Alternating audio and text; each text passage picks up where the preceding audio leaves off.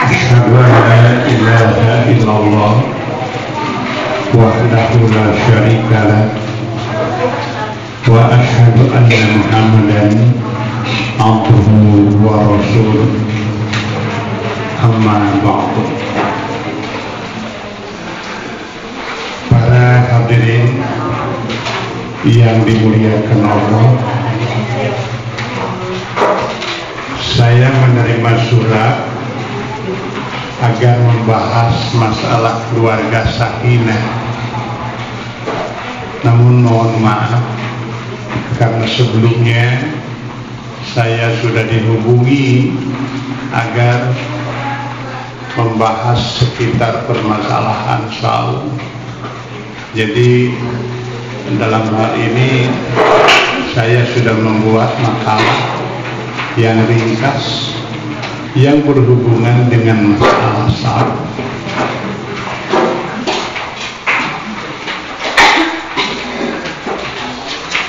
Kalau kita memperhatikan pada ayat-ayat yang berhubungan dengan taklif,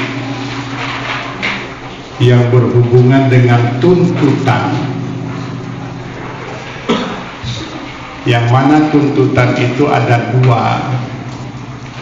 Pertama, tuntutan mewujudkan pekerjaan.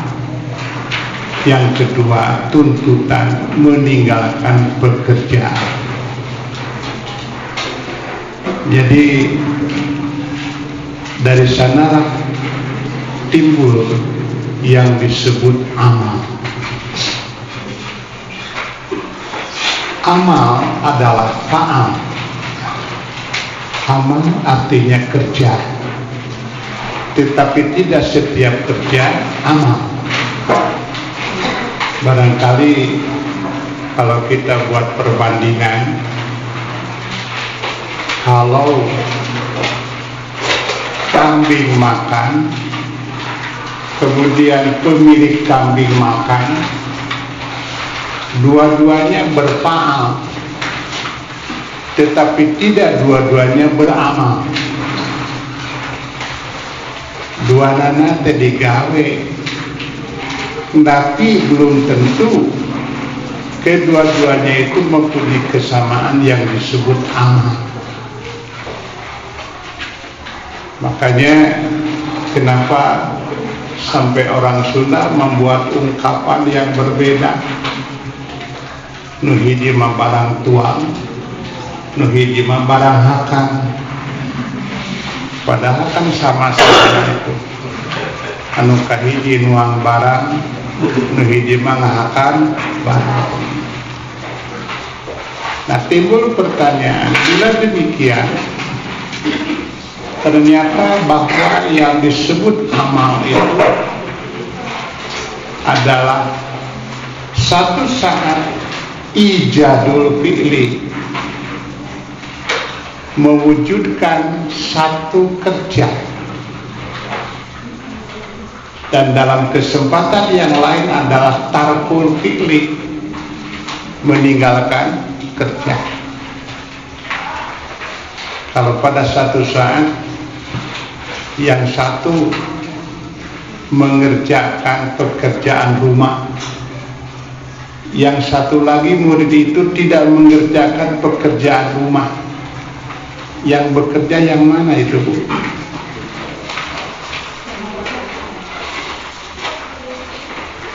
Yang jelas yang bekerja itu dua-duanya. Yang satu kerjanya mewujudkan, yang satu kerjanya meninggalkan. Nu hiji tuang, nu hiji henteu tuang, nu pinu digawe teh nu mana? Dua. Makanya jangan dikira kalau pada satu saat orang perempuan yang belum menutup aurat teboga kahaya, jangan dikira Yang belum menutup aurat juga punya kahayang. Nu hiji mah hayangna nutup aurat, nu hiji mah hayangna teu nutup aurat. Jadi jangan dikira eueuh kahayang. Itu ada anak TK sampai dimarahi oleh orang tuanya, begitu kesal. Ditanya, ditawaran ieu mu, ditawaran itu mu. Hayang naon atuh can disentak. Jawabannya apa? Hayang embung.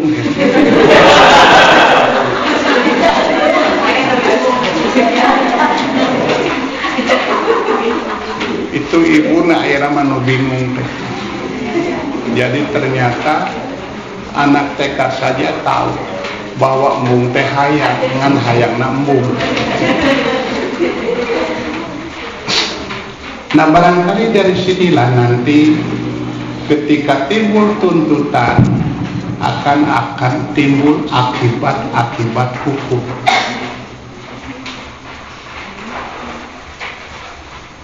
Kenapa ada ungkapan fasik dan kenapa ada ungkapan kafir dalam Islam itu?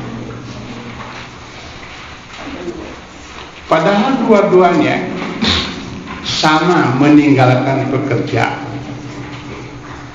tetapi tentu sifat daripada meninggalkan kerja yang berbeda. Ketika yang satu ditanya, kenapa Anda tidak sholat? Kenapa Anda tidak saum? Korean we. Tetapi ada lagi yang ditanya, kenapa Anda tidak sholat? Teu percaya sholat. Nah, di sini tidak sholatnya sama, tetapi latar belakang tidak sholat itu berbeda. Makanya yang satu dinyatakan fasik, tapi yang satu dinyatakan kafir. Nah, itulah barangkali yang berhubungan dengan taklif atau yang berhubungan dengan tuntutan, di mana pada akhir surat Al-Baqarah dinyatakan la yukallifullahu nafsan illa wus'aha. Jadi yang dituntut itu bukan tangan, yang dituntut itu bukan kaki. Barangkali inilah keistimewaan manusia, berbeda dengan hayawanat secara mutlak. Kalau hewan secara mutlak, yang berjalan itu kakinya. Kalau hewan secara mutlak, yang memegang itu tangannya. Tetapi kalau manusia teristimewa, yang berjalan, yang memegang itu bukan tangan dan kakinya. Siapa? Yang berjalan itu bukan kakinya, tapi pemilik kakinya. Siapa yang memegang? Bukan tangan, tetapi pemilik tangannya. Ada anak ditanya, yang kunaon lempang? Jawabannya, abdi lempang kusuku. Jelas itu. Abdi lempang, jadi bukan suku lempang itu. Abdi lempang kusuku. Kunaon nyakal, abdi nyakal kuleungeun, bukan leungeun yang nyakal itu. Makanya inilah kenapa di dalam Quran ada tuntutan la yukallifullahu nafsan. Nafsannya yang dituntut itu. Barangkali inilah sebelum kita masuk kepada pernyataan di dalam ayat-ayat Quran yang berhubungan dengan masalah tuntutan atau taklif. Ya ayyuhalladzina amanu, Nah, di sini barangkali yang perlu jadi perhatian dan perlu kita garis bawahi, alladzina amanu. Kita ini dituntut iman dulu, Islam dulu. Iman dulu, bukan Islam dulu.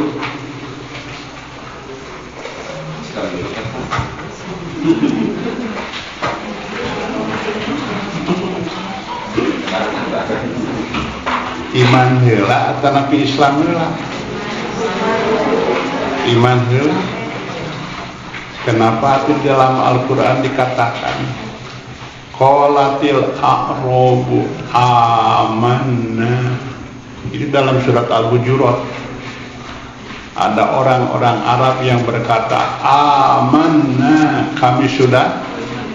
Kata Allah, la taqulu aman, jangan kalian katakan aman, walakin qulu aslamna, tapi katakanlah oleh kalian kami sudah Islam. Jantan Islam gela iman gela. Baik atuh. Aneh. Di dalam surat Al-Baqarah ada pernyataan yang harus Islam itu orang iman. Ya ayyuhalladzina amanu dkhulu fisilmi wahai orang-orang yang beriman, Islamlah kalian secara kafah. Mata bingung ya, iman heula Islam heula. Dikatakan iman heula ditegur oleh Allah. Kemudian yang diperintah Islamnya orang iman lagi. Apabila demikian halnya, yang perlu jadi catatan, ada iman dan Islam dalam pengertian lakob. Lakob gelar, sebutan, nama. Siapa yang diberi namanya itu? Umat Muhammad. Jadi ada pengertian iman, nama, panggilan bagi umat Muhammad. Sedangkan umat-umat selain itu panggilannya ada yang Yahudi, ada yang Nasara, ada yang Sobiin, dan diungkapkan lagi dengan Ahlul Kitab. Tetapi umat Nabi yang terakhir, mereka dipanggilnya itu alladzina amanu. Dipanggil juga dengan alladzina aslamu. Jadi dalam arti mukmin dan muslim dalam pengertian lakob, nama, gelaran, sebutan. Jadi ya ayyuhalladzina amanu, ini bisa berarti wahai umat Nabi yang terakhir. Yang kedua, pengertian amanu bukan nama tetapi sifat. Jadi sifat pribadi-pribadi yang mensifati dirinya dengan sifat-sifat iman. Dan inilah barangkali yang dikatakan dalam salah satu ayat, ya ayyuhalladzina amanu aminu, wahai orang-orang yang beriman, aminu, hendaklah kalian. Jadi aneh itu, ongko orang iman tapi dirita. Jadi kalau sepintas tahu, orang yang sedang makan disuruh makan. Nah, bila demikian halnya, ternyata ya ayyuhalladzina amanu yang pertama itu dalam artian lakob, gelar, sebutan. Dan aminu dalam pengertian sifat, aminu billahi dan seterusnya. Demikian pula pada ayat ini, ya ayyuhalladzina amanu kutiba alaikumusyamu kama kutiba alal ladzina min qablikum la'allakum tattaqun. Wahai orang-orang yang mensifati dirinya dengan keimanan, kutiba alaikumusyamu. Nah, di sini kita perhatikan tuntutan-tuntutan bila sholat itu tuntutannya itu aqimu, ya, aqimus sholata. Kalau zakat atuz zakata, kalau haji atimul haja wal umrata.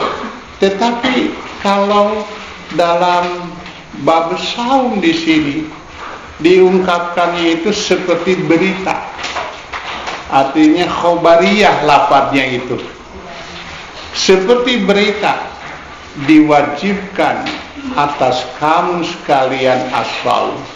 Kenapa tidak diungkapkan lakukanlah saum? Tentu di sini ada maksud-maksud tertentu. Oleh karenanya, kalau kita memperhatikan kenapa kalau saum itu didahului dengan kata-kata kutiba, tidak akimu, tidak atu, tidak atimu. Kalau kita memperhatikan akar kata daripada al-kitabu atau kutiba, itu asalnya dari kata al-katbu. Yang dimaksud al-katbu ialah domu adimin ila adimin bil khiyatoti. Kalau menyambungkan satu kulit dengan kulit yang lain, itu disebutnya al-katbu. Menyambungkan kulit dengan jahitan. Demikian pula kenapa menulis di dalam bahasa Arab disebutnya al-kitabatu, karena menyambungkan satu huruf dengan huruf yang lain sehingga timbullah satu arti yang tertentu. Makanya tidak dikatakan menulis meskipun menyambungkan huruf tetapi tidak mempunyai arti tertentu, tidak dikatakan al-kitabah. Ternyata bahwa sesuai dengan keberadaannya, kalau orang sedang sholat bisa ngobrol. Sedang sholat orang bisa melakukan pekerjaan selain sholat? Tidak bisa. Tetapi orang yang sedang saum bisa sholat, bahkan bukan bisa, wajib sholat. Orang yang sedang saum bisa ngobrol, tapi yang ngobrol belum tentu saum. Nah, ini ternyata terkait semuanya. Kutiba, semuanya terkait. Sampai nunutan anak bayi itu dapat pahala. Kenapa? Sabab nunutan iman, nunutan yang sedang saum. Jangan dikira.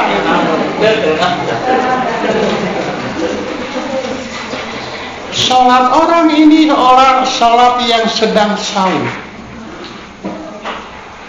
Semuanya akan ada peningkatan nilai.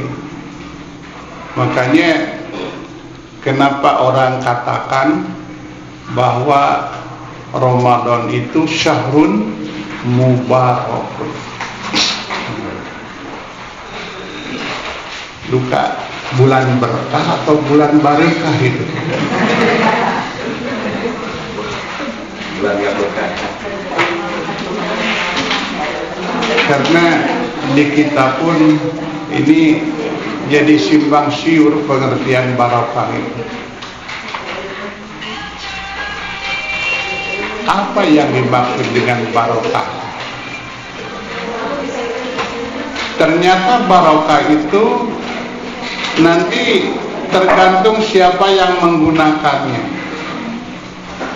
Ada orang pedagang, biasanya kalau akhir Ramadan mudik, ditanya oleh bapaknya, kumaha cenajang dagang ayeuna teh? Alhamdulillah mah barokah. Jadi barokah menurut dia mah gede batina. Tapi di tahun kemudian dia balik lagi, ditanya kumaha jang? Alah kirang barokah cenah. Itu terlintas dalam benak ibunya, oh kurang gede batina. Jadi berkah itu terhubungannya itu semuanya dengan masalah batin, dengan keuntungan dan lain sebagainya. Apakah yang seperti itu yang dimaksud dengan barokah? Kalau kita perhatikan apa yang dimaksud dengan barokah itu, asal arti barokah itu dari kata barokah. Kalau onta ngedeprek itu disebutnya barokah. Barokal ba'iru, artinya unta itu ngedeprek, menghunjam, menderum karena dia napalkeun dadana kana tanah, disebutnya barokah. Artinya unta itu diam. Kalau ini ada air mengalir disebutnya sungai. Kemudian air itu dipindahkan, dialirkan ke bawah. Dan air ini tidak mengalir lagi. Itu biasanya disebutnya dalam bahasa Arab al-birkatu. Kalau orang Cianjur disebutnya pangberokan. Makanya kenapa bangsat itu nu biasana lulumpatan diasupkeun pangberokan, dikerem itu. Dia tidak bisa berubah lagi. Nah, inilah barangkali pengertian barokah. Jadi artinya diam. Maka yang dimaksud dalam bahasa agama barokah itu subutul khairil ilahi fi syai'i. Tetapnya kebaikan sesuatu dalam kebaikan ilahi dalam satu perkara yang seperti itu disebutnya barokah.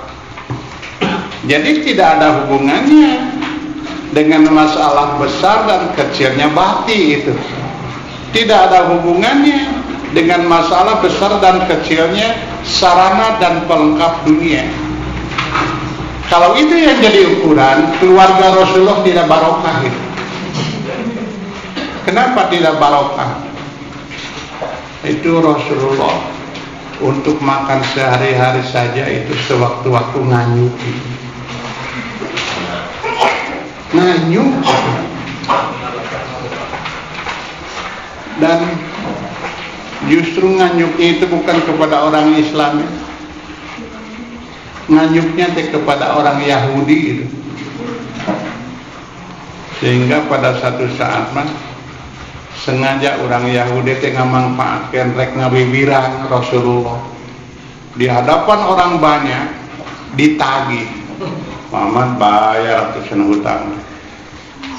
Kata Rasulullah, kira can waktuna. Kapan kita sudah mengadakan perjanjian? Nah anjeun geus nagih ka saya bade jeung sia nepi kana waktuna, engke nepi ka waktuna ge dibayar. Dan ternyata yang dijadikan jaminannya itu baju besi paranti perang itu. Baju besi untuk perang dipakai jaminan untuk meminjam kurma, untuk meminjam gandum untuk sekian lama jumlahnya. Nah, seperti kita maklumi bahwa istri Rasulullah ada berapa, Bu ya? Bulan 8/11 ya. Bukan 11. Bukan. Kalau dengan Khadijah tidak dihitung 12. Istri Rasulullah itu ada 13 dari awal. Ketika Rasulullah wafat tinggal 9, tidak salah dua-duanya juga. Jadi ketika wafat tinggal 9. Yang paling muda adalah Siti Aisyah. Kenapa? Akad nikahnya 6 tahun, berkeluarganya 9 tahun, kemudian lama berkeluarga 9 tahun. Makanya ketika wafat baru 18 tahun. Waktu Rasulullah wafat itu baru 18 tahun. Kalau perempuan di kita kan baru nikah ya. Nah, Siti Aisyah sudah jadi janda gitu. Nah, tapi meskipun demikian, Ummul Mukminin haram dinikahi janda Rasul. Nah, di sini dikatakan kutiba alaikumus siyamu kama kutiba alal ladina min qablikum. Sebagaimana diwajibkan atas orang-orang sebelum kamu.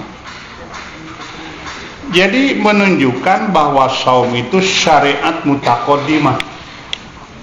Artinya syariat yang sudah lama umurnya. Hanya saja beda dari segi kaifiyahnya. Salat pun syariat mutaqaddimah. Syariat orang-orang terdahulu. Hanya beda saja dari segi kaifiyah ataupun caranya. Kalau Yahudi dan Nasrani sholat atau tidak? Orang Yahudi dengan orang Nasrani, mereka itu sholat tidak? Tidak? Dari mana tahunya? Dari mana tahunya orang-orang Yahudi dan Nasrani sholat?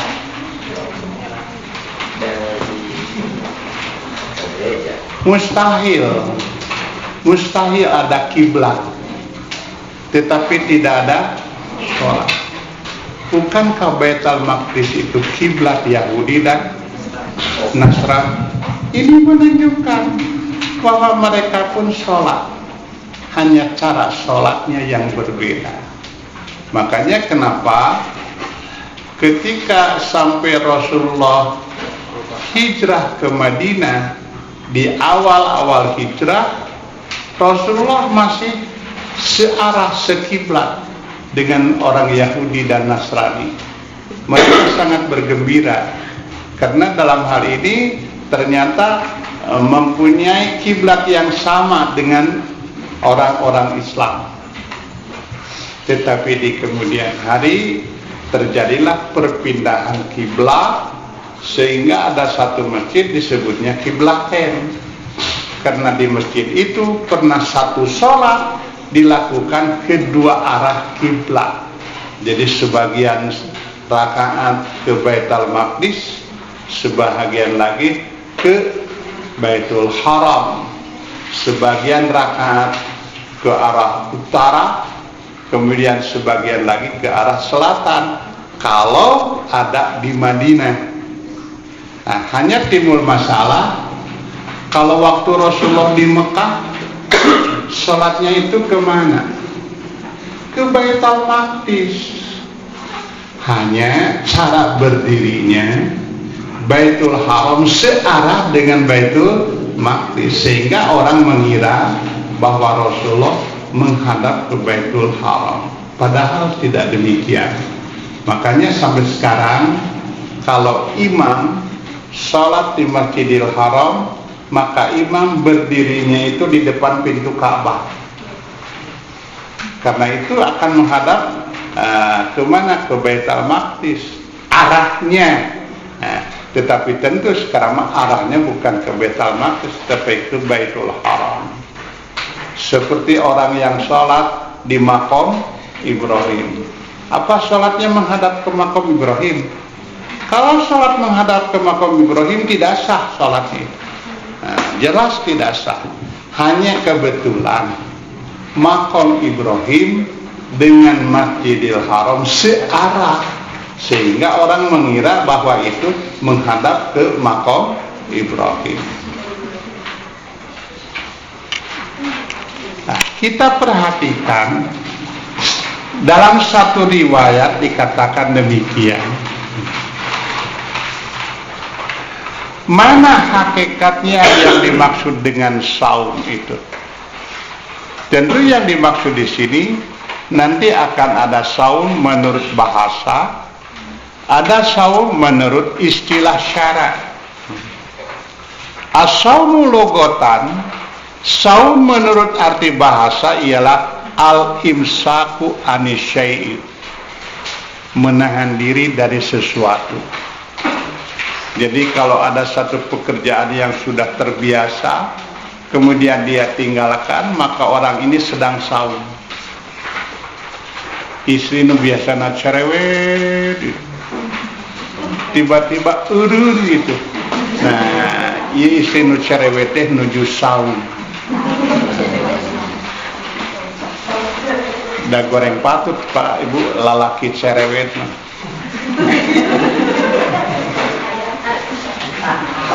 Anu merenah mah mun istri cerewet merenah katanya.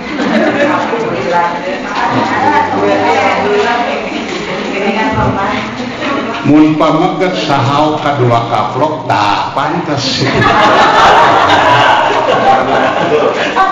Ieu lalaki teh sahau kadua kaplok pantas. Tapi lamun istri sahau kadua kaplok teu pantes sih. Mun ke istri mah pernah nate cerewet. Ayeuna mah teu cerewet, oh nuju saum. Nuju saum. Wa syar'an, dan menurut arti syarak, al-imsaku anil muktirati, menahan diri dari perkara yang membatalkan, ma'aktironi niyati bihi, dengan disertai niat, min tulu'il fajri ila ghurubi syamsi, sejak terbit fajar sidik sampai terbenam matahari. Nah, di sini perlu kita garis bawahi niat gitu. Karena itu setiap malam di televisi swasta atau televisi itu TVRI ada doa khusus niat saum. Nawaitu saumal bodi, abdi niat saum poe isuk. Ari niatna penting, ai saumna isuk. Apa yang seperti itu yang disebut niat itu? Padahal yang disebut niat itu dikatakan ma'aktironi niyati bihi, yang disertai niat dari terbit fajar sampai terbenam matahari. Jadi kalau begitu niat itu menyertai pekerjaan, itu yang disebut niat. Adapun yang dimaksud oleh mereka itu dalam bahasa agama bukan niat, tapi namanya tabyid. Tabyid. Pengertian tabyid artinya menetapkan bahwa besok akan saum, itu yang disebut tabyid, bukan niat. Niat itu adalah motivasi yang menyertai satu pekerjaan. Barangkali untuk lebih mudahnya, yang dimaksud dengan niat itu seperti begini. Ada dua orang yang tersenyum, itu niatnya sama, Bu. Belum tentu. Nu hiji mah seuri teh bunga, nu hiji mah nyieun seurikeun. Yang seperti ini disebutnya niat itu. Makanya kenapa Rasul ketika menerangkan niat, membuat perbandingannya, ada yang hijrah itu niatnya karena Allah, Ada yang hijrah itu niatnya karena perempuan, ada yang orang yang hijrahnya itu karena duniawi. Nah, inilah barangkali kalau dalam bahasa kita, niat itu lebih mendekati kepada istilah motivasi melakukan satu pekerjaan. Dan justru inilah nanti yang akan dipinta pertanggungjawaban, bukan hanya dari segi benar dan tidak benarnya ketika mewujudkan pekerjaan itu. Makanya nanti kata Rasulullah, orang-orang itu akan dihadapkan ke hadapan Allah. Pertama, qari'ul Qur'an, yang membaca Quran. Waktu ditanya, kenapa engkau membaca Quran? Jawabannya, aku membaca Quran karena Allah. Ketika Allah kadzabta, bohong. Bohong, kamu bukan karena Allah. Tapi kamu membaca Quran itu lantaran ingin mendapatkan sebutan qari'ul Quran, si anu juara Quran. Ada orang yang berjihad di jalan Allah, ditanya, kenapa engkau turut berperang? Saya turut berperang untuk mencari keridhaan Allah. Kata Allah, bohong. Kamu turut berperang karena ingin disebut si anu pahlawan. Ada orang yang mengeluarkan uang, katanya, apa sebabnya kau keluar? Ini untuk mencari ridho. Bohong. Kamu mengeluarkan uang itu karena ingin disebut jawad, si anu teh pemurah, si anu teh berehan. Jadi ternyata masalah niat ini akan turut menentukan pada satu saat. Makanya nanti kita, kata Rasul, orang tidak akan maju kecuali dia akan menghadapi beberapa pertanyaan dulu. Pertama, 5, apa sebabnya melakukan satu pekerjaan? 5, karena siapa? Ketiga, kaifa, bagaimana caranya? Maka di sini jelas bahwa min tulu'il fajri ila ghurubi syamsi, sejak terbit fajar. Nah, terbit fajar itu ada 2 macam. Pertama ada fajar kidib, ada juga fajar sidik gitu. Maka yang dimaksud di sini adalah fajar sidik. Kalau kita melihat ke sebelah timur pagi hari, kalau masih ada yang ngacir ke atas itu mega merah, itu belum datang waktu siang. Tetapi kalau yang naik ke atas itu sudah hilang, jadi sekarang sudah merata itu. Inilah yang dimaksud dengan fajar sidik. Dan inilah mulai waktu saum, dan ini pula mulai waktu sholat subuh. Ila ghurubi syamsi, sampai malam hari, sampai terbenam matahari. Dalam ayat yang lain dikatakan dalam Quran, atimus syiyama ilal laili, sempurnakan saum sampai malam. Kalau malamnya terbawa tidak, bagaimana? Sempurnakan saum sampai malamnya terbawa tidak. Jadi saumnya sampai malam.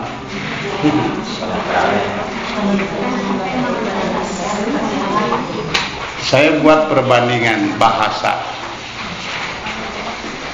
Basuh lengan sampai sikut, itu waktu wudhu. Basuh lengan sampai, kalau sikutnya terbawa tidak. Sempurnakan saum sampai malam, malamnya terbawa. Jadi saumnya sampai malam gitu. Tuh.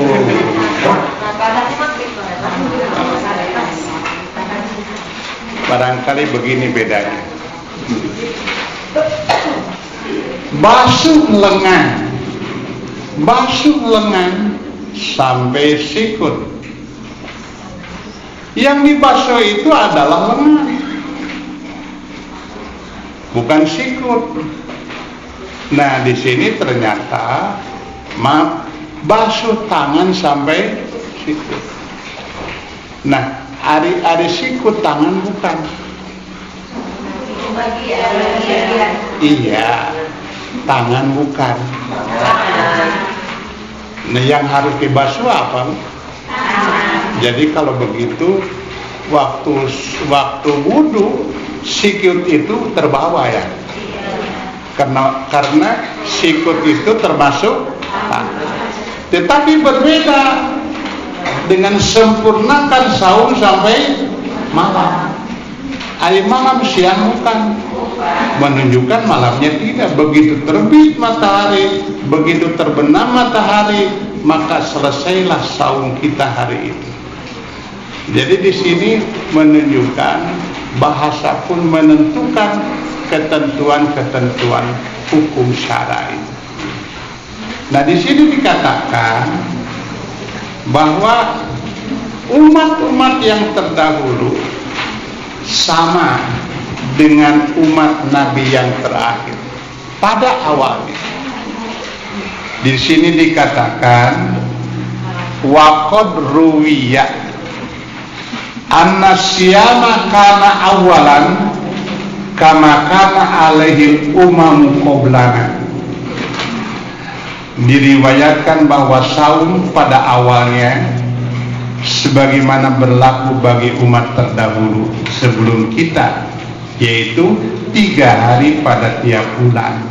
Nah, ini saum yang berlaku dari sejak dahulu, tiap bulan 3 hari. Makanya kenapa dalam syariat Islam pun ada saum 3 hari tiap bulan yang disebut biasanya syamul bidi, 13, 14 dan 15.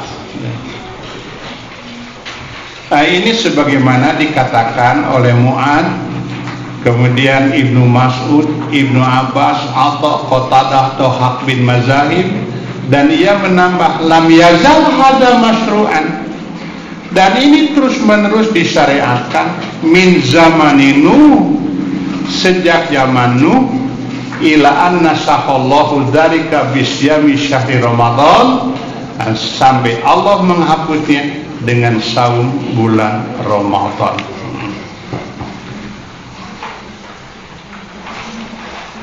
Nah, di sini jelas bahwa yang dimaksud menurut syarat tadi dikatakan menahan diri dari perkara yang membatalkan yang disertai dengan niat. Hanya yang jadi masalah yang membatalkan itu apa ya? Makan, minum. Nah, timbul pertanyaan, kalau berkumur-kumur membatalkan wudu tidak? Tidak. Baik. Kalau berkumur-kumur tidak membatalkan wudu, kumaha ayeuna mah kalau perkebunan kusirok.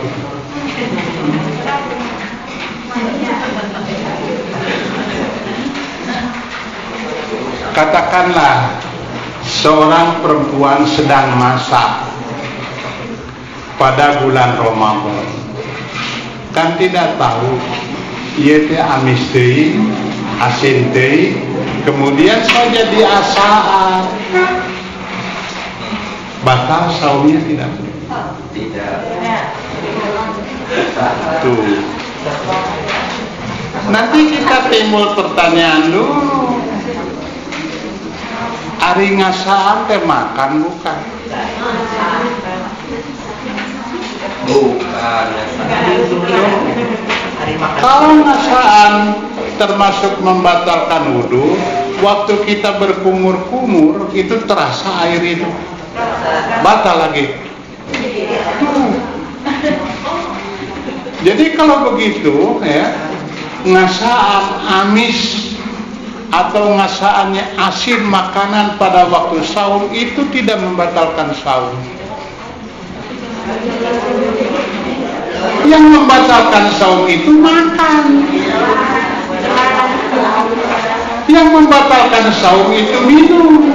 Berkumur-kumur bukan minum itu. Ngasaan pun bukan makan. Hanya yang jelas makan itu ngasaan itu. Makan itu kasuk ngasaan, tapi ngasaan saja belum tentu makan itu. Hanya saja, nah di sini banyak orang lupa.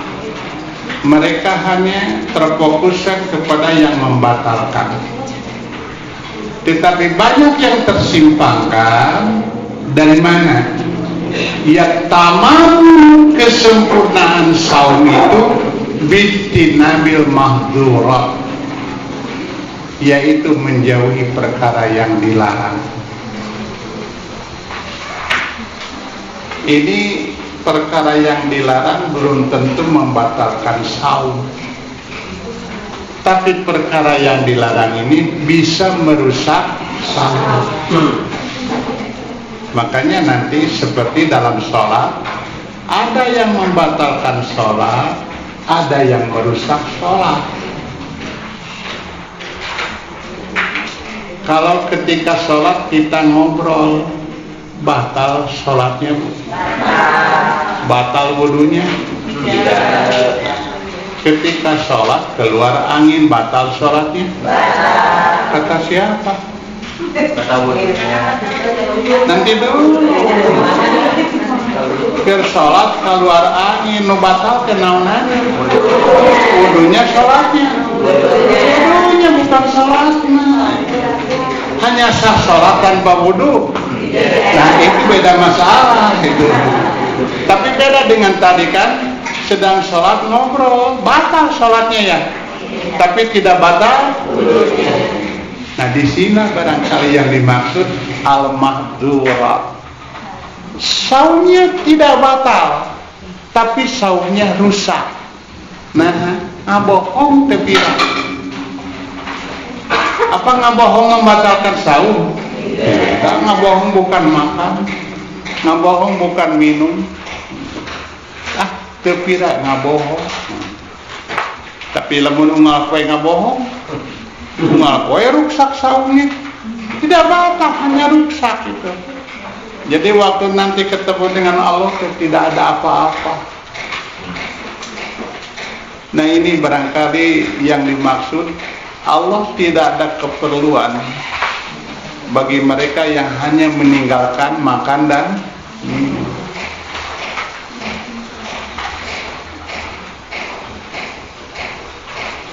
Banyak saudara-saudara kita ya, saumna teh tamat 30 hari, tamat 1 bulan, ngan unggal poe tara salat asar. Unggal poe tara salat asar itu. Artinya selama 30 hari itu hilang saumnya. Bahkan bukan hanya saum. Kata Rasulullah, orang yang sengaja meninggalkan sholat asar ka'annahu mutiro ahluhu, seolah-olah dirampas itu keluarganya. Jadi dia tidak punya apa-apa. Nah ini barangkali tadi ada yang muftirot, kemudian ada juga yang mufsidah. Ada yang membatalkan, ada juga yang merusak. Kenapa? Karena tidak menjauhi yang dilarang. Maka di sini jelas bahwa pada satu saat kita bukan hanya perlu meninggalkan yang hukumnya haram, tetapi kita perlu membiasakan diri meninggalkan yang hukumnya mubah. Hukumnya mubah, tapi kita tinggalkan. Ini justru orang yang paling hebat itu. Kalau meninggalkan yang haram, itu tidak aneh, karena dia tahu bahwa hukumnya haram, ada ancaman. Tapi yang paling hebat itu yang mampu meninggalkan yang hukumnya mubah. Yang mubah saja dia tinggalkan. Seperti makan, minum, itu kan hukumnya mubah, tapi dia tinggalkan. Inilah barangkali yang dimaksud mujahadatun nafsi itu di sini nilainya. Jihad melawan nafsu diri sendiri. Makanya kalau dikatakan bahwa menghadapi musuh berat, sebetulnya menghadapi musuh yang sesama manusia ringan. Kenapa?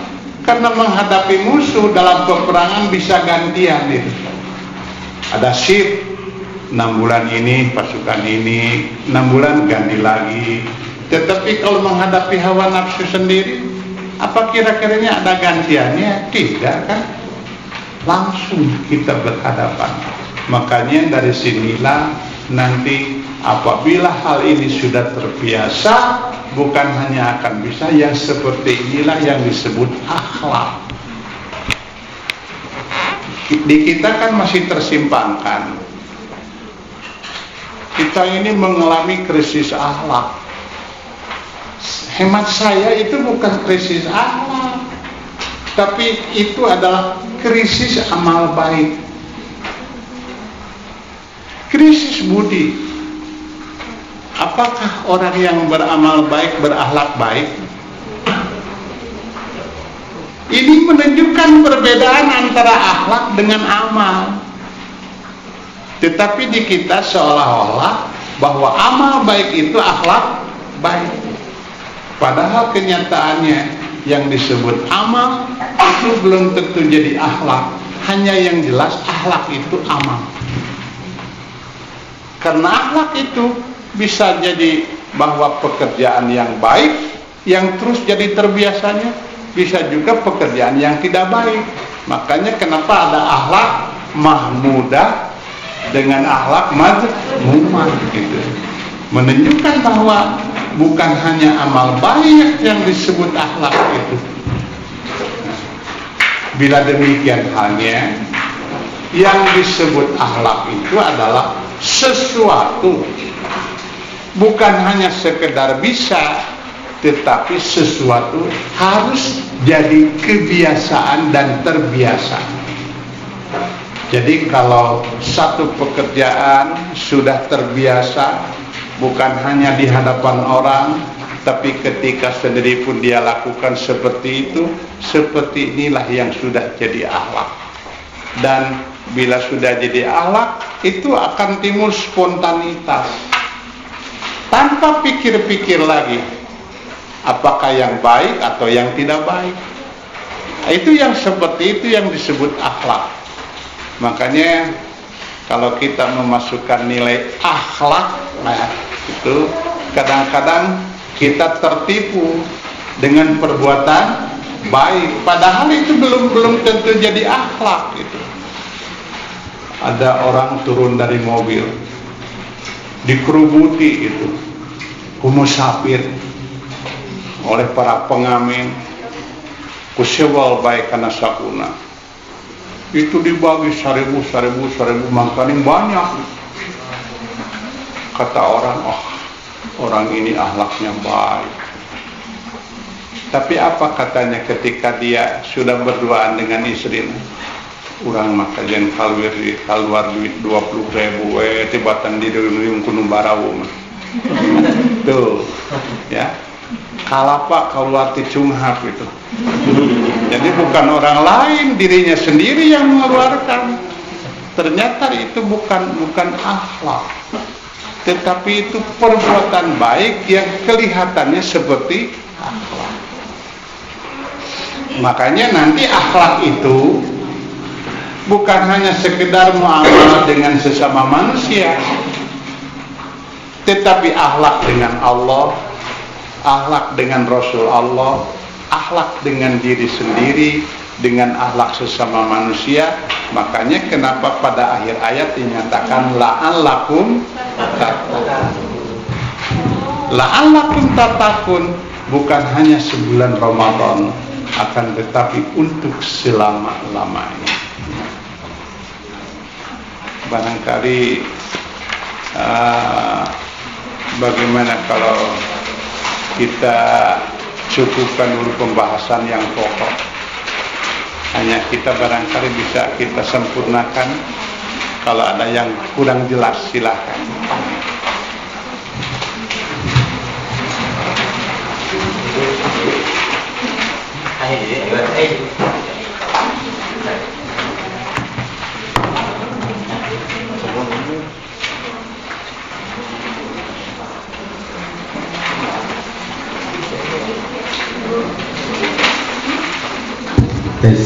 Ya, baik, mungkin untuk penjelasan awal ini sudah disampaikan oleh Ustaz Ibn Sodikin yang sudah menyampaikan. Mungkin kita isi berikutnya dengan tanya jawab ataupun diskusi. Persilakan kalau ada pertanyaan.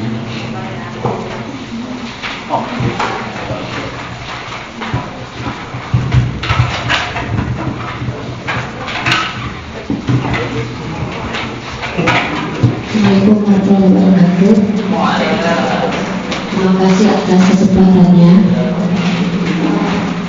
Yang ingin saya tanyakan, Ustaz, apakah menelan air ludah itu membatalkan puasa tidak? Menelan air ludah. Menyelam. Menelan.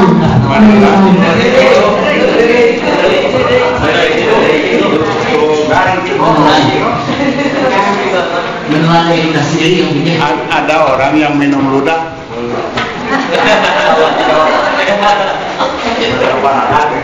Sampai saat ini saya belum mendengar ada orang yang minum ludah itu. Yang ada mah menelan ludah. Menelan masalah minum. Bukan minum, menelan.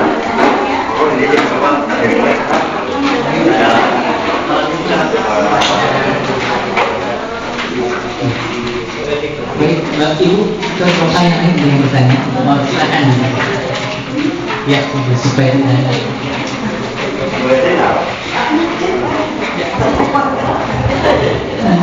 Assalamualaikum warahmatullahi wabarakatuh. Pak Ustaz, tadi mungkin sayanya yang kurang begitu menyimak, jadi saya belum mengerti betul makna dari barokah tadi. Tadi Pak Ustaz mengatakan bahwa barokah itu tidak ada kaitannya dengan harta ya Pak ya, dengan keduniaan. Nah saya belum jelas makna barokah yang sesungguhnya itu apa. Itu aja mungkin. Mungkin saya kurang menyimak tadi, jadi saya kurang begitu jelas. Jadi yang dimaksud barokah itu pertama batasannya ya, subutul khairil ilahi fi syai'i, tetapnya kebaikan ilahi dalam satu perkara. Yang kedua, ziyadatul khairi fi syai'i, bertambah jumlah kebaikan. Nah, timbul pertanyaan, yang dimaksud dengan khair itu apa, Bu? Khair artinya kalau hasanah baik. Jadi nanti kita bisa berdoa, Robbana atina fid dunya khairon itu. Jangan, yang punya bahasa lebih tahu gitu.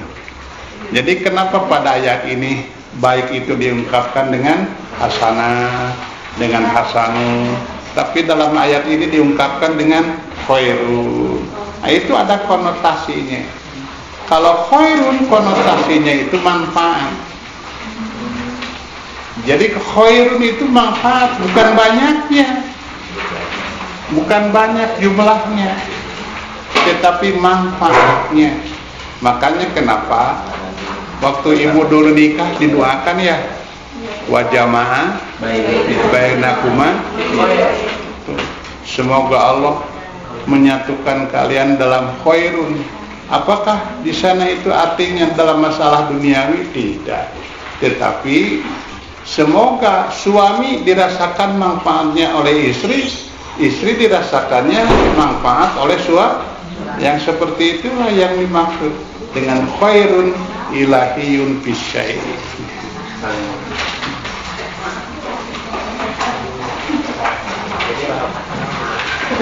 Jadi barokah itu alatnya ke kain. Iya, barokah itu ternyata kesannya khairun itu. Bukan dari segi jumlah, tetapi khairunnya. Sebab begini ya, ada orang menghadapi di luar dirinya itu ada beberapa macam. Kita punya yang kita cintai itu beda-beda kan. Mencintai anak begini, mencintai tetangga begini, mencintai kawan begini, mencintai harta begini. Itu akan ada skala prioritasnya. Sampai pada satu saat ada aki-aki kolot itu.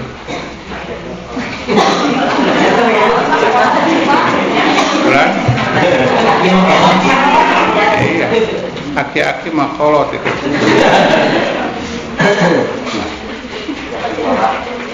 Anyar beli motor itu. Malum kekar atau pak motor dina pengkolan ngagubrak. Dowo itu turna. Diambil saja sapu tangan. Tapi orang-orang yang melihat aneh. Nu diusapan teh bet motor. Lain tur nu dowo. Itu kata yang melihat, "Bapak, nah eta tur heula. Bet motor heula." Ya tadi tur mah teu meuli. Motor mah meunang meuli. Jadi bukan dia tidak cinta kepada tur, dengan pikirannya itu materialistis. Jadi ai motor mah meunang meuli, ai tur mah lain meunang meuli. Baik, seperti waktu kita sedang hujan itu, pakai kopea, hilaan kopea teh ya. Dilepkeun bae, rancucut itu. Padahal lamun make kopea mau rancucut. Karena dia punya pikiran sirah mah teu meuli, kopea mah meunang nganyuk. Itu skala prioritas kecintaan itu di sana. Tapi apa kenyataannya? Ada yang kurang diperhatikan oleh dirinya. Tapi pada satu saat justru dia yang akan bela kepada kita. Makanya kata Rasulullah, yang mengikuti mayit itu maluhu, ahluhu, wa amaluhu. Hartanya, keluarganya, dan amalnya. Ini semuanya kita bela waktu kita hidup kan. Amal kita, harta kita, keluarga kita, semua kita bela.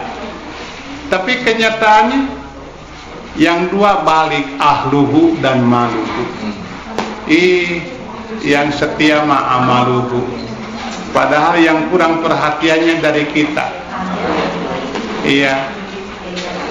Salat subuh kaberangan, salat maghrib kapoekan.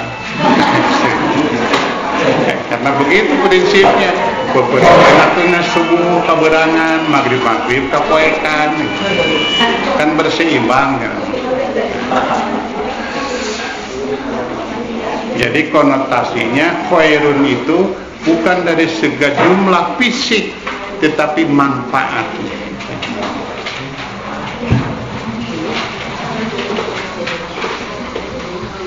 Silakan selanjutnya Ibu Rahmia. Silakan.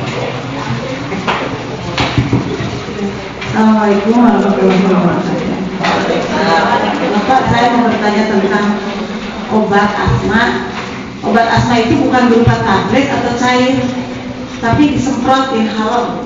Nah, biasanya kalau orang asma suka tiba-tiba sesak kalau mencium bau yang menyengat, terus itu. Nah, terus disemprot, batal enggak deh? Nah, iya kita kembali lagi kepada batasan. kembali lagi kepada takrif. Apakah ini termasuk minum, termasuk makan? Kalau termasuk minum atau makanan ya jelas batal. Tapi kalau itu tidak termasuk minuman atau makanan, tidak termasuk yang membatalkan. Maaf ya Bu, gini kata orang ya. Mun itu tinat saya batal. Aneh itu pakai batal. Padahal beda klepnya juga. Iya, klepnya beda. Itu bukan ngenyot niup. Hanya aya nu niup batal itu. Kalau ngenyot beru. Dan tidak ada orang yang minum dari bujur itu.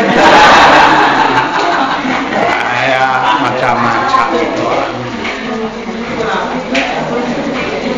Jadi tanyakan dulu kepada dokter, apakah itu termasuk minuman? Kalau termasuk minuman batal. Jadi saya belum bisa memastikan itu. Hanya kembali kepada batasan makan, minum yang membatalkan itu. Di antaranya. Kalau kasusnya pada rokok gimana Pak? Ya. Kalau kasusnya pada rokok kan itu boleh dimakan atau bagi minum? Ya. Ada istilah, Anda sedang apa? Saya sedang minum rokok. Ya. Kan begitu. Ada ungkapan minum rokok. Bila dinyatakan minum rokok batal. Dan memang dia sengaja memasukkan zat ke dalam perut. Sengaja memasukkan zat ke dalam perut. Maka jelas itu saya lebih cenderung batal itu.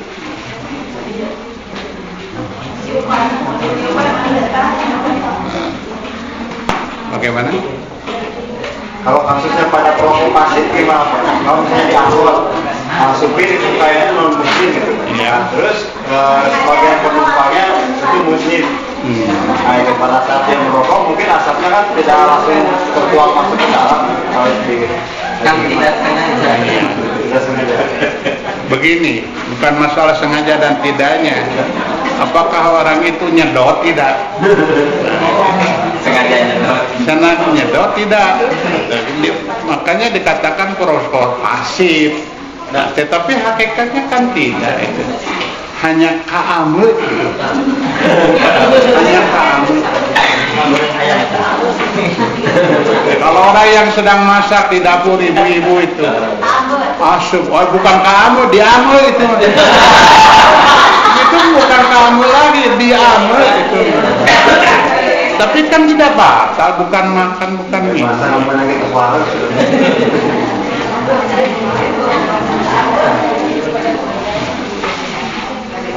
Tadi ada yang ingin bertanya, kan kalau bulan Ramadan itu saja penuh dengan harus berbanyak amal.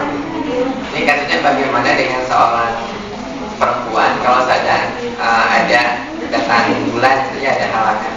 Yang jelas kan saum itu bukan sholat tidak. Terus ada juga hukum baca Quran. Jadi dia itu kalau saya nanya, karena ada juga yang menyebutkan bahwa membaca Quran ketika halangan itu tidak boleh gitu ya. Minta dijelaskan bagaimana, karena saya kemarin juga yang punya amal soleh. Ya.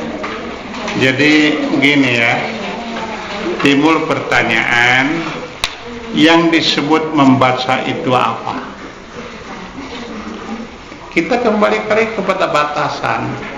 Yang disebut membaca itu adalah melafadzkan huruf, itu membaca. Melafadzkan huruf. Misalnya, kalau saya mengatakan Bismillahirrahmanirrahim, itu membaca bukan? Padahal saya tidak buka mushaf ya. Makanya kita kembali dulu kepada kaidah batasan. Apa yang disebut membaca itu? Iqra kepada Nabi itu. Bacalah. Padahal waktu itu belum ada mushaf Quran. Tapi Nabi dikatakan Iqra. Ternyata yang disebut membaca melafadzkan huruf. Itulah. Nah, yang kedua, Yang ada pada kita ini bukan mushaf Quran, ya, bukan dalam arti bukan Quran, hanya catatan bentuk tulisan Al-Quran. Quran sendiri kan fil lauhil mahfuz itu. Jadi Quran sendiri itu adalah fil lauhil mahfuz. Yang ada pada kita itu bukan Quran, tapi catatan tulisan manusia yang isinya adalah sama dengan Al-Quran yang ada di lauhil mahfuz. Nah sekarang begini, kalau tadi seperti saya mengatakan Bismillahirrahmanirrahim baca Quran, tapi saya kan tidak membuka Quran. Nah kalau bagi orang yang seperti punya pendapat seperti itu, boleh tidak? Saya bukan membaca kan, karena kalau membacanya itu harus buka Quran. Nah sekarang mah ditawar bagaimana? Makanya dalam hal ini, apakah ketika orang sedang dalam keadaan junub, atau kalau perempuan sedang haid atau sedang nifas, boleh membaca Quran tanpa membuka mushaf misalnya, atau membuka mushaf, silahkan. Nah, saya mau tanya, kalau ibu sudah bersih dari haid, ya, artinya berhenti dari haid, kan belum bersih karena belum mandi, ya. Kemudian wudu dulu, ya, kan kalau mau mandi itu mendahulukan anggota wudu. Baca apa? Sudah bersih belum? Kenapa?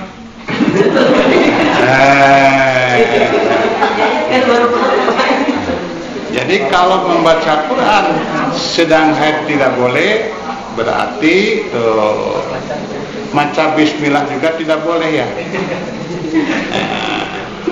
Maca alhamdulillah juga tidak boleh. Yang kedua, bolehkah seorang perempuan yang sedang haid berada di dalam masjid?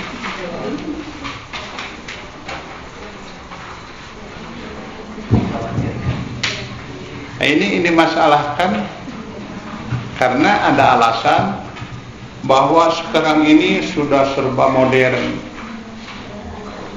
Pokoknya bisa menjaga kebersihan. Ini menghina kepada istri-istri Nabi. Jadi dianggap istri Nabi mah jarorok gitu. Padahal pada zaman istri Nabi juga itu sudah ada semacam softtek. Jangan dikira hanya namanya saja bukan softtek. Namanya itu siyabul hiyadi. Siyabul hiyadi, kain-kain yang digunakan khusus pada masa haid. Ya kalau sekarang mah softtek. Nah, maaf, wanita yang sedang nifas, wanita yang sedang haid secara fisik nih, ya, bersih mana dengan laki-laki yang sedang junub?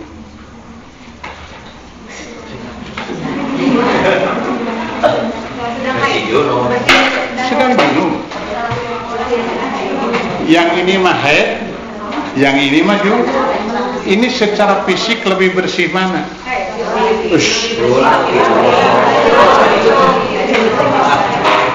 Secara fisik lebih bersih yang junub, ya. Boleh yang junub berada di masjid? Tidak boleh. Tuh. Ya. Jadi kalau begitu, perempuan yang sedang haid bukan masalah bisa menjaga dan tidak menjaga kebersihan masjid, tetapi itu satu ketentuan yang khusus. Wanita yang sedang haid tidak boleh ada di dalam masjid. Makanya kenapa kalau wanita sedang haid boleh naik haji? Ada bacaan-bacaan, ya. Tuh, makanya buat bacaan-bacaannya itu lebih istimewa daripada bacaan yang lain. Padahal sedang haid. Hanya satu yang tidak boleh itu tawaf. Karena tawafnya di Masjidil Haram. Kalau tawafnya bukan di Masjidil Haram, silakan itu.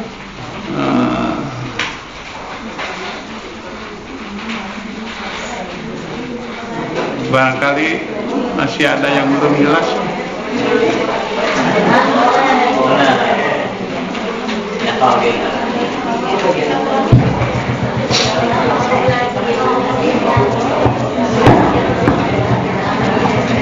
Assalamualaikum warahmatullahi wabarakatuh. Lembaran yang terakhir, maaf Bapak, di situ yang kitab Al-Qutubi itu ya, saya sedikit minta penjelasan lebih lanjut. Ini kan makna lafziyah ya, tidak arti maknawi. Minta sedikit gambaran bagaimana kalau pertanyaan ini ditanyakan oleh anak 5 tahun sampai sebelum 13 tahun. Di situ dikunci pintu neraka dan syaitan dibelenggu. Mungkin dibuka pintu anak, saya sudah bisa menerangkan, dia menerima. Tetapi ketika saya jelaskan pintu neraka ditutup dan syaitan dibelenggu, kenapa kok masih ada anak yang nakal? Kenapa dia puasa kok seperti itu? Bukan anak yang nakal, orang tua itu. Terima kasih sebelumnya. Kalau anak mah normal itu.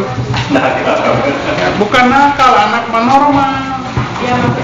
Nah, itu menggambarkan sifat ya. Gini, kalau sifat sholat itu tanha anil fahsya, mencegah dari perbuatan fasad. Kenapa banyak orang yang sholat masih kene mau gitu? Itu ada bangsat sapatu ditewak ke polisi, dijiwir. Si lain teh cenah nyawa bulan puasa mau kan? Bapak untung abdi teh nuju puasa. Lamun teh nuju puasa manu dipaok ku abdi teh lain sapatu sepeda.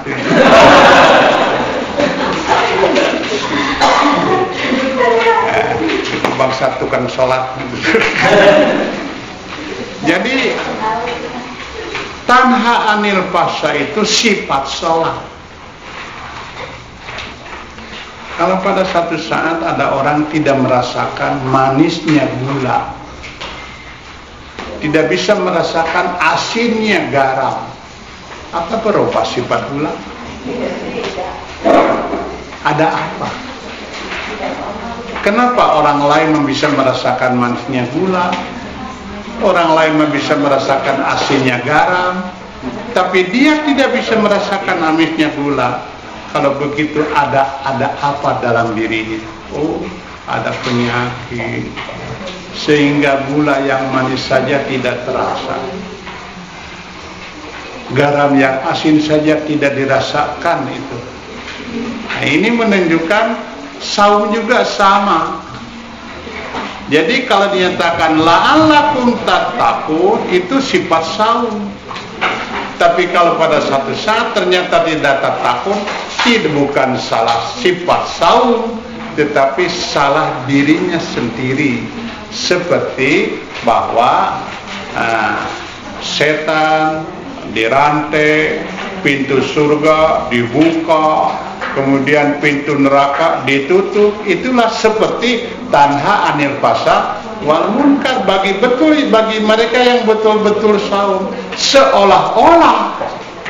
Seolah-olah setan itu dirantai, tidak ada kekuatan bagi dirinya untuk menggoda diri. Nah, makanya disinilah kita nyatakan berlindung kepada Allah itu ada dua macam. Ada a'udzu, ada aluzu. Ada a'udzu, ada aluzu. Kalau a'udzu memohon kepada Allah diberi kekuatan agar tidak terwujud yang buruk. Tapi kalau aluzu memohon kekuatan kepada Allah agar mampu mewujudkan pekerjaan yang baik. Nah, itu a'udzu dengan aluzu.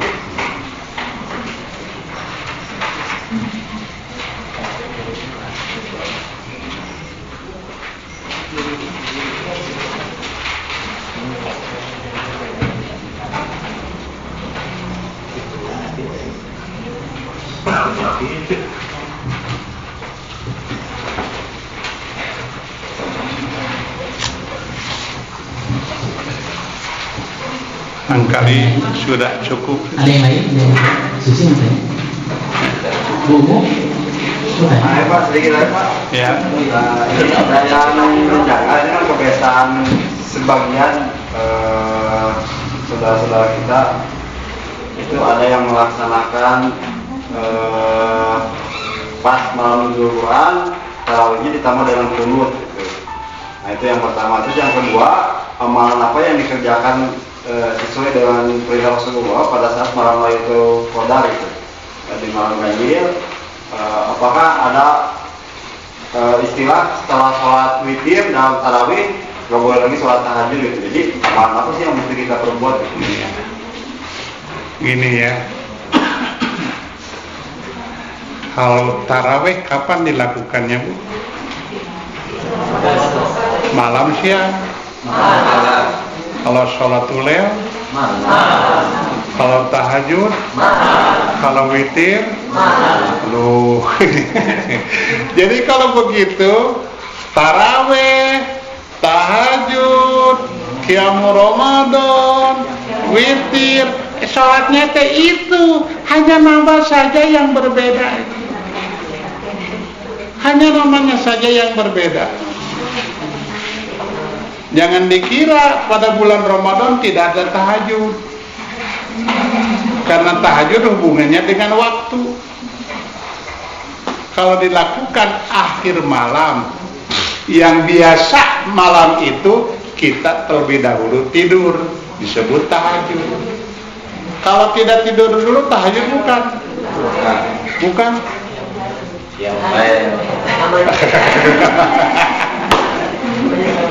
Sumen eta kene.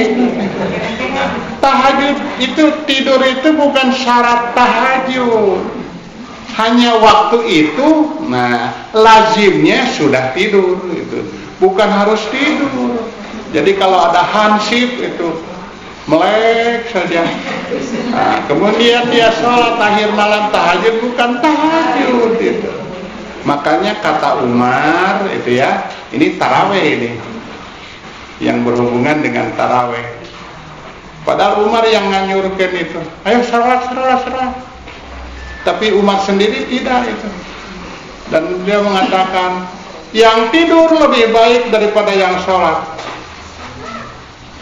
Yang tidur lebih baik dari yang, kalau pagi-pagi mah, sholat lebih baik daripada itu. Mana yang benar itu? Benar dua-duanya. Umar mengatakan yang tidur awal malam lebih baik daripada sholat awal malam. Kenapa? Karena dia tidur awal malam bikin bekal untuk bangun akhir malam. Itu yang dimaksud Umar. Jadi tetap saja mau tarawih, mau qiyamul Ramadan, pelaksanaannya witir, dan yang afdolu itu akhir malam. Jadi tarawih juga afdolunya akhir malam itu. Hanya di kita umumnya awal, kalau dilakukan akhir malam kosong nanti. Kosong. Nah, awal malam saja kan pinuhna teh seminggu awal. Tengahna kosong, akhirnya kosong pisan.